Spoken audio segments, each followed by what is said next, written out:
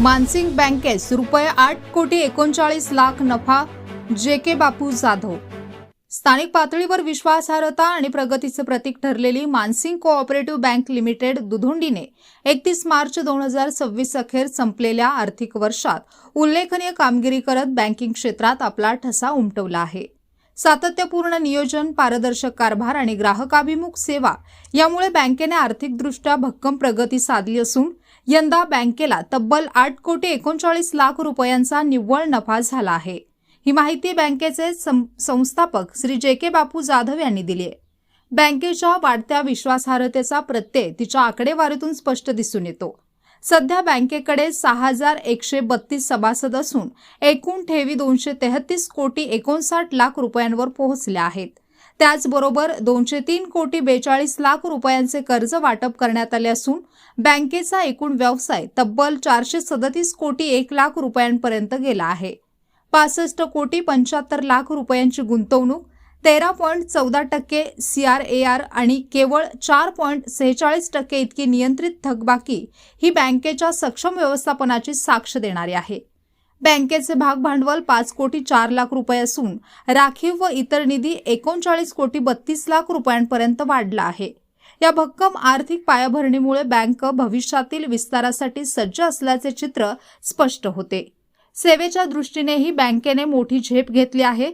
दुधोंडी, सांगली, पलूस, विटा आणि कराड या प्रमुख ठिकाणी बँकेच्या एकूण 5 शाखा कार्यरत असून मुख्य कार्यालयासह 4 शाखा स्वतःच्या प्रशस्त इमारतीत सुरू आहेत। ग्रामीण व शहरी भागातील ग्राहकांना दर्जेदार आणि जलद सेवा देण्यावर बँकेचा भर आहे।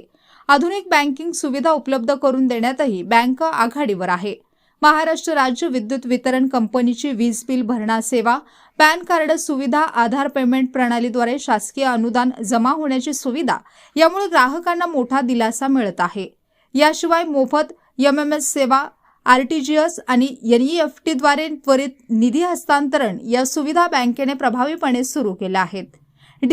डिजिटल बँकिंगच्या युगात ग्राहकांच्या सोयीसाठी कोर बँकिंग प्रणाली लागू करण्यात आली आहे। मुख्य शाखा दुधोंडी येथे ATM, कॅश डिपॉझिट मशीन आणि पासबुक प्रिंटिंग मशीनची सुविधा उपलब्ध असून रुपे डेबिट कार्डद्वारे देशभरातील 2.5 लाखांहून अधिक ATM मधून पैसे काढण्याची सुविधा ग्राहकांना मिळत आहे। तसेच मोबाईल बँकिंग आणि UPI सेवांमुळे ग्राहकांना घरबसल्या सहज आणि सुरक्षित व्यवहार करता येत आहेत। ग्राहकांचा वाढता विश्वास, तंत्रज्ञानाचा प्रभावी वापर आणि सक्षम नेतृत्व यामुळे मानसिंग कोऑपरेटिव्ह बँक भविष्यात आणखी मोठी झेप घेण्यास सज्ज असल्याचे दिसून येत आहे। ग्रामीण भागाच्या आर्थिक उन्नतीत बँकेचे योगदान लक्षणीय ठरत असून येत्या काळात बँक आणखी नवे विक्रम प्रस्थापित करेल असा विश्वास व्यक्त होत आहे।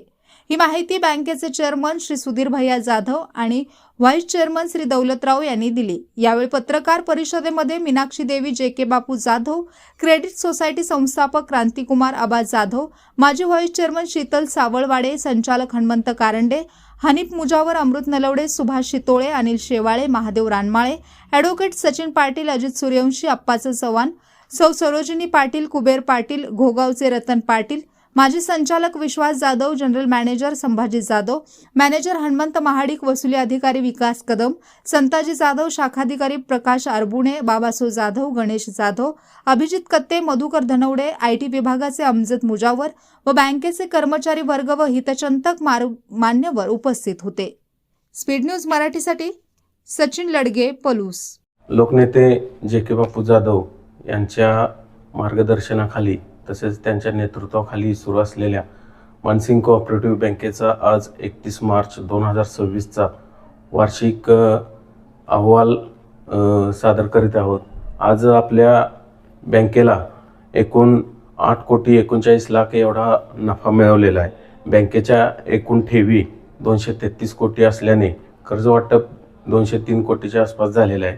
आपल्या बँकेचा नेट NPA 0% असल्याने कर्ज वसुली आपली 100% झालेली आहे असं म्हणलं तर वागू ठरणार नाही।